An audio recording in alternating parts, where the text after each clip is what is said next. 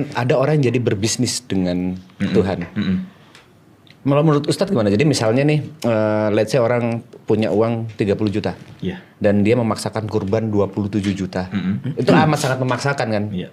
Menurut Ustadz tuh gimana? Dengan harapan bisnis dengan Tuhan. Itu dalam bab Islam ada namanya sifat namanya ihtisab. Oke. Jadi kita melakukan satu amal tapi mengharap imbalan itu sama Allah aja, sama Tuhan aja, nggak sama manusia. Dan ini salah satu sifat yang kebaikan.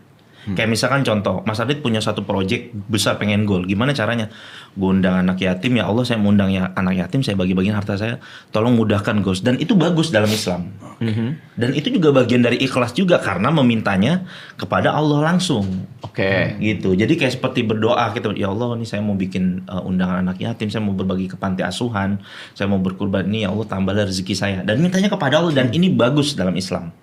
Nggak masalah. Nggak masalah Nggak seperti masalah. itu ya. Kecuali beda cerita kalau ngarepinnya kepada manusia. Dan itu yang sangat salah. Sudah hasilnya juga kita nggak tahu wallahu alam dapat apa enggak, dan pahala udah nggak mungkin didapatkan kalau untuk manusia. Tapi kalau tujuannya minta, maka Nabi Muhammad SAW tuh ngajarin satu hal yang aneh, nggak masuk sense logika manusia lah.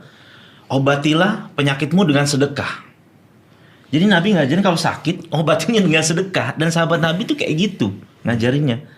Kan kalau kita lihat dari ilmu sains, apaan hubungannya? Kalau orang sakit ya cari dokter, cari orang ahli. Nabi Muhammad juga ngajarin juga untuk berobat. Tapi yang pertama kali harus dilakukan itu sedekah. Oke. Terima kasih. Itu menjawab pertanyaan lo kan? Menjawab. Tapi tetap harus ada usaha-usaha juga ya. Ada Iya. ada ikhtiar Iya, juga. harus.